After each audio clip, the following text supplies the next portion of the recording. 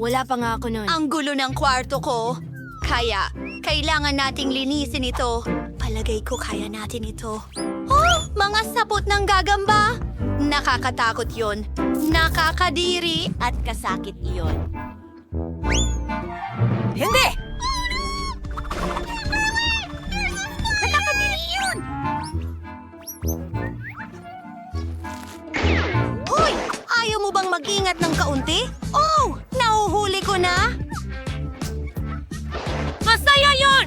Salamat sa panonood! Aba. Mas mabuting vlog ngayon. Wow! Anong nandito?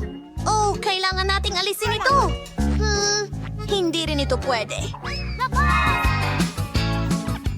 Mas mabuti. Oo, mas mabuti na ngayon. Linisin natin ang natitirang bahagi ng kwarto. Maraming alikabok at dumi dito.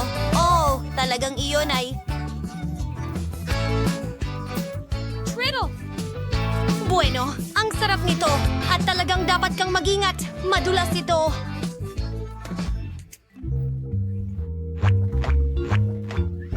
Ako si Slipper! Hindi ito senyas para sa isang dahilan. Tumingin ka lang sa paa mo kapag ikaw ay... Sa tingin mo, nakakatawa ito. Tingnan natin kung sino ang unang tatawa. Oh! Isang laban? Sinabi ko sa'yo! Talaga. Tama na ang kalokohan. Ilatag na lang natin ang mga kutsyon. Oh.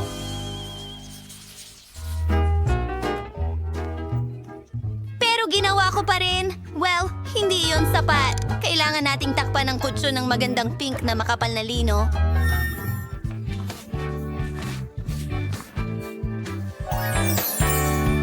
Sa pamamagitan ng paraan, isang kawili-wiling katotohanan ay hindi ako makatulog ng walang pink na underwear. Pero huwag mong sabihin kanino man. Napakaganda! Ang paborito kong mga laruan! Ang dami nila! Hulaan mo kung ano ang paborito kong kulay. Pero hindi lang iyon. Gusto kong dekorasyonan ang lugar ko ng isang garland. Ang dingding ay magpapaalala sa akin ng kalangitang puno ng bituin. Tingnan mo lang kung gaano ito kaganda. Wow! Nagbibigay ito ng konting atmosfera. Ngayon, komportable na para sa akin at sa aking mga plush toys. Magre-relax na ako. Magandang plano ito. Sumasang-ayon ako. Pinapahusay ko rin ang aking pagtulog. Kaya pakiusap. Oh, ang aking batting, syempre. Itim kasi iyon ang paborito kong kulay. Sampung paborito Kailangan natin ng laruan. buhay. Hindi naman lahat itim. Sa totoo lang. Tingnan mo ang mga figura na ito. Galing sila sa iba't ibang pelikula at libro. Mga paborito kong karakter. Ilalagay ko sila sa paligid ng kama. Magaling. Ang garland ay magandang ideya. At sa dingding din. Pero mas malaki ang mga flashlight ko kaysa sa kay Kimberly, kaya magkakaroon ng mas maraming ilaw. At isa pang magandang ideya, idedekorasyon ko ang kama ng mga multo. Para gawin ito, kailangan natin ng mga itim na lobo at puting kumot. Tingnan mo lang kung gaano ito kaganda. At, oh! Wow! Ano yon? Oh, alam ko, kamangha-mangha. Sige! Clyde!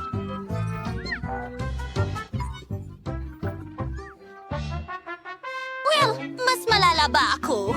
Mayroon din akong magandang ideya. Kailangan kong tawagan si Wednesday. Kumusta? Nakikiusap ako. Pakiusap. Isang munting healing. Gusto kong dumulas mula sa kama. Isang slide. Magagawa yan. Kaya... Yay! Maraming salamat! Ngayon ay masisiyahan ako sa pagdulas pababa sa slide na ito at hindi gagamit ng hagdan. Nakakabagot sila! Ngayon, kailangan natin ng kaunting libangan. Ito ay nasa ibaba, sa ilalim ng kama. Isang malambot na alpombra, pero hindi ito sapat. Ang pinakamahalagang libangan sa bahay ay, syempre, ang TV. Halos mabitawan ko ito. Hinalad ako sa pagkakataong ito. Heto na ang TV. Talagang kailangan ko ng console, kaya paboritong mga laro. Magsusuot ako ng simpleng puti. Ayan na. At hindi lang iyon. Uupo ako sa malaking bag na ito. Ano ang Gustong gusto ko ito. May kulang. Kailangan ko ng bagong ilaw. Perpekto ang mga ito dito. Sa totoo lang, ilalagay ko sila kahit saan. Mas astig iyon. At ang aking headphones. Naglalaro ng paborito kong laro. Oh! Panalo tayo dito. Tulungan mo akong pumili ng damit! Alin ang mas maganda? Sige! Okay! Alam ko kung paano siya mai-distract! Putulin natin ang sinungaling! Kimberly! Kimberly! Anong problema mo? Paano ito nangyari? I-electrocute mo ang sarili mo? Asti! Ganun ba? Hindi ito para sa'yo. Mukha nga astig, pero hindi karaniwa. Nakakatawa ba sa'yo? Alam mo? Ayos! Gagawa ako ng sarili kong lugar para sa aliwan. Mas mataas at mas maliwanag ang aking alpombra kaysa sa'yo. At mas malambot. Dito ilalagay ang aking mga costume. At ilang dagdag na istante, ang mga sapatos ko ay magiging perpekto dito. Isang puso! Isang pusong neon! Sa tingin ko ay sobrang cute. Hi, subscribers! Umalis na kayo sa kwarto ko. Ano sa tingin ninyo? Teka! Kailangan natin ng ibang anggulo. Salamat. Pakinggan! Pwede mo ba akong kunan? Pakisend ng ilang cool na larawan. Sige! Ibigay mo sa akin ang telepono. Bakit mo kailangan ng mga larawang ito? Kailangan kong ipakita ang aking mga di kapanipaniwalang damit. Gusto ko ipakita ang lahat.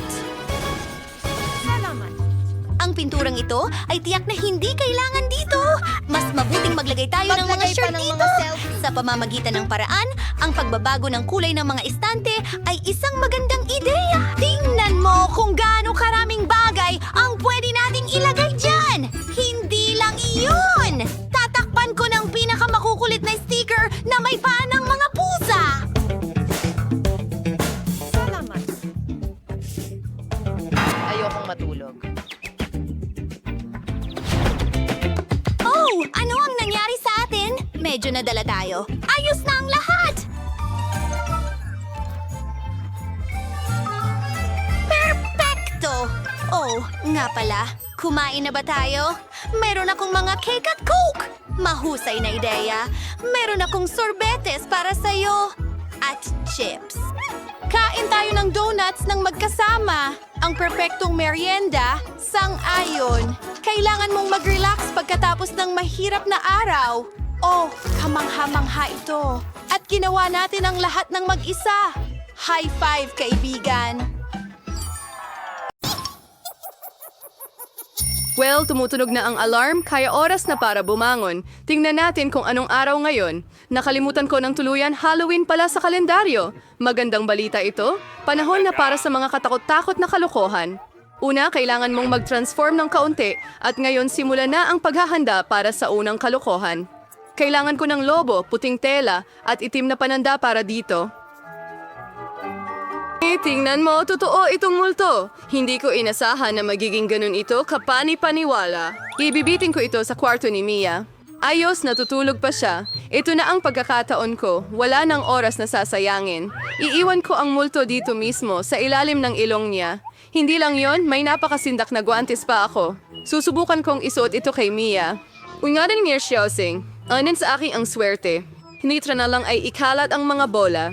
Hindi ko ma-imagine kung ano ang mangyayari kung makatapak ka sa kanila. At ang huling touch ay slime. Ang ganda nitong humila. Ayaw ko nga itong bitiwan, pero kailangan para sa kalokohan ko. Ayos, ayan na. Sa wakas, isasara ko ang pinto gamit ang poster ng pader na gawa sa ladrilyo. Tingnan natin kung makakahanap ng paraan palabas si Mia. Diyos ko, inatake ako ng multo. Kaya... Teka, mukhang hindi ito totoo. Malamang gawa ni Suzy lahat ito. Oh, hindi ang mga kamay ko. Oh, kalma lang, Mia. Huwag magpanik. Mukhang guwantes lang ito habang oras na para harapin si Suzy. Ano bang iniisip niyang ginagawa niya? Oh, ano itong nasa mukha ko? Sus, gano. Ang pangit na simula ng araw. Sandali, Suzy. Ang pader? Saan nanggaling ang pader?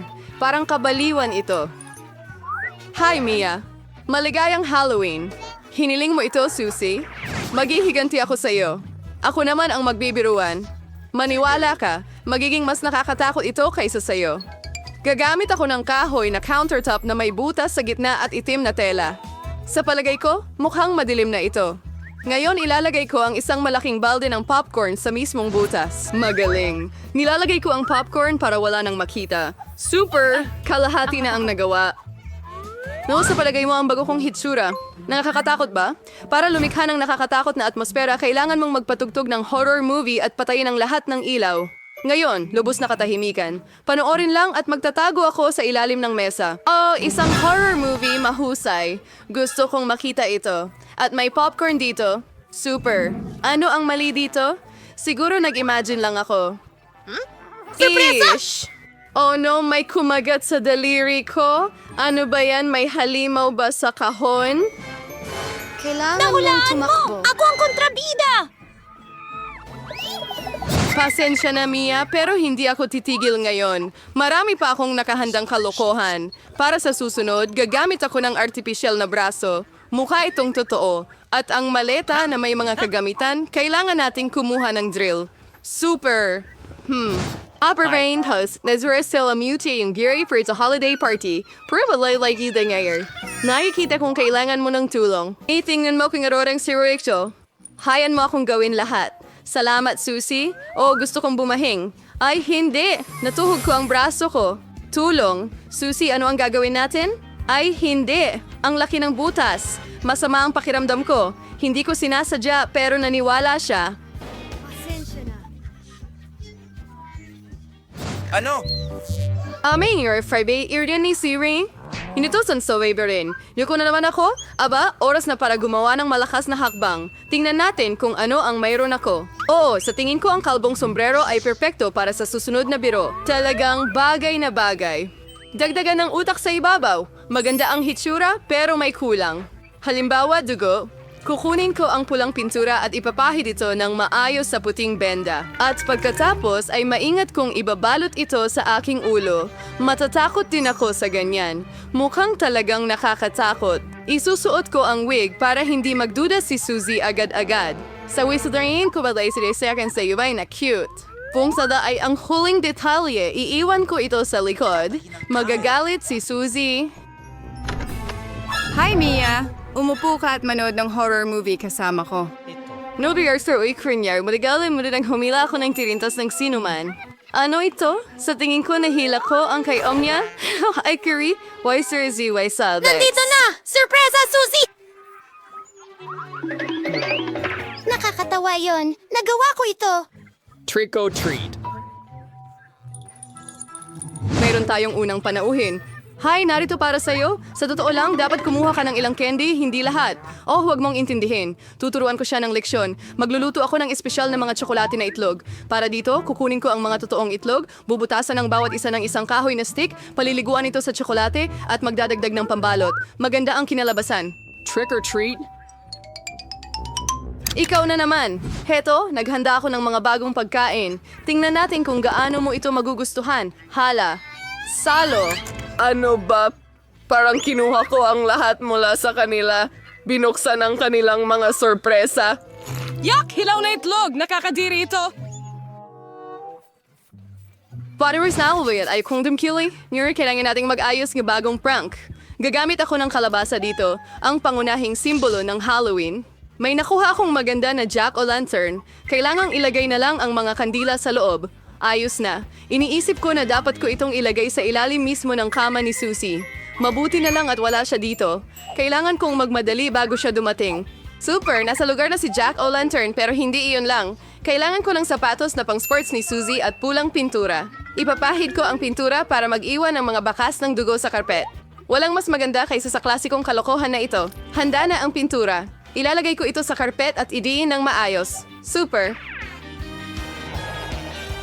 Ngayon ay napakaabala ng araw. Pagod na pagod ako. Ano ito? Mukhang dugo. Diyos ko, natatakot ako? May pumasok sa kwarto ko? Hindi. Tara na. Lumabas ka na ngayon! Ikaw ay soup! Masyadong madaling maimpluwensyahan, Suzy. Paano mo magagawa? Hindi ko ba agad naisip na ikaw yon? Tumigil ka sa pagtawa, Mia. Lumabas ka.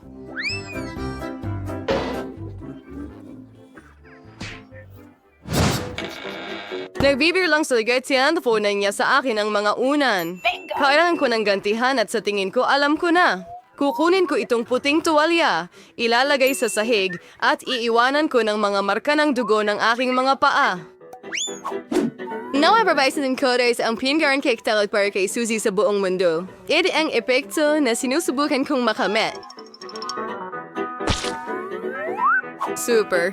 Mag-iwan pa ako ng ilan? Ngayon, tama yung boray moral na ispili ang tuwalya sa lugar weighing. Like, o yun na yun. Huwag agad maghinala. Kailangan nating mag-isip ng iba pa. Hindi sapat ang isang tuwalya. Paano kung magdagdag ako ng pulang pintura diretso sa shower head? Siguradong matatakot si Suzy ng husto. Lahat ay nagtagumpay. At ang pinakamahalaga? Wala ikumuing iwang ebidensya. Isang padugong shower ang magiging malaking sorpresa para sa kanya. Isa pang napakagaling na ideya, mag-iiwan ako ng nakakatakot na mensahe sa sabon sa salamin.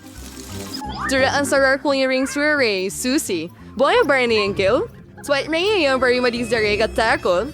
Nais ko yung makita ang reaksyon ni Suzy sa lahat ng aking kalokohan. Ang mahalaga, huwag akong i-booking agad. Panahon na para hugasan ang araw na ito. Laging nakakatulong ang shower sa pag-relax ko. Ang ganda talaga ng tubig.